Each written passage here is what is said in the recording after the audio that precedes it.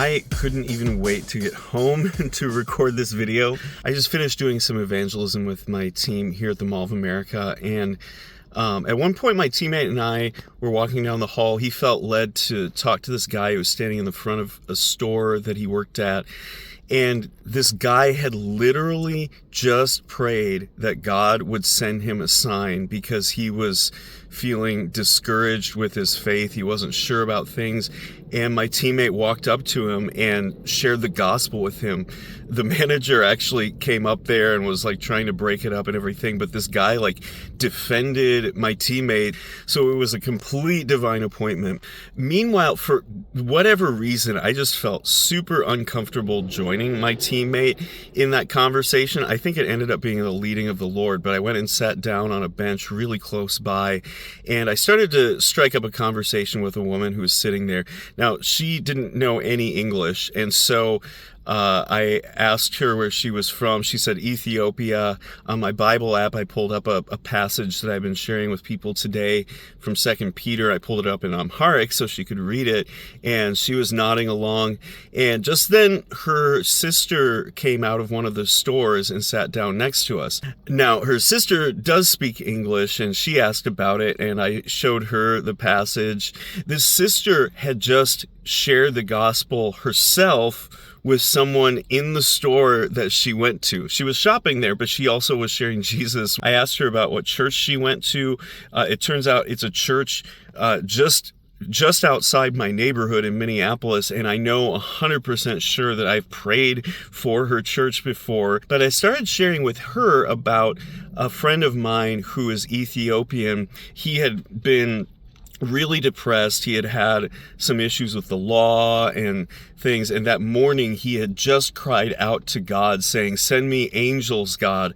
And when we met him, we actually met him at a bar when we were doing outreach there, and he came back to the Lord at that moment. He realized like we were his angels, and he's been walking with him ever since then. Well, this woman asked the man's name, and I told it to her, and it turns out she has known this man for 20 years. This man that she had loved so dearly and had lost contact with. She had heard that some bad things had happened in his life, and she had started praying for him. But our encounter was a confirmation that God had heard those prayers and answered them in bringing him back to Christ. I spent most of my night praying for people at the different stores I went shopping at. I probably bought a little bit too much. I got to talk to a girl at this pretzel place who I've been talking to for quite a while and shared some Bible verses with her. She was really encouraged by that. I stopped by a stationery store and bought a card there and prayed with the woman there. I've been talking with her for quite some time. I then went to a really kind of fancy chocolate place and bought a couple truffles for me and my wife and prayed for two of the girls at the cash register there. The one girl actually looked like she was maybe Somali, but she really wanted me to pray for her with her car situation.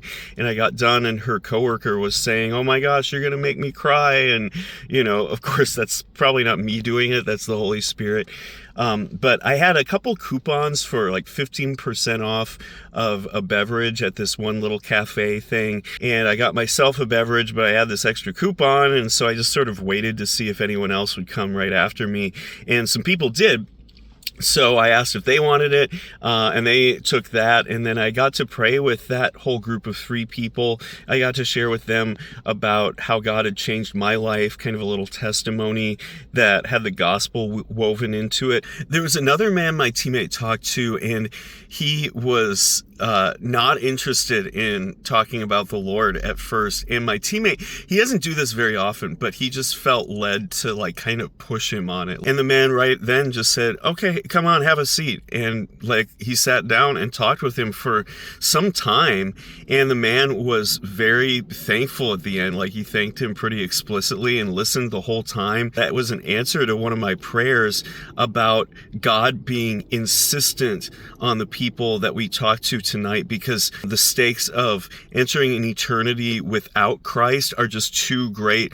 Another one of our teams got to talk to this Indian man who was actually atheist. He asked like a lot of really good questions to my teammate, and he was actually so open that my teammate got to give him a Bible afterwards, and he was thankful. You guys, all this stuff happened in the span of a little bit more than an hour.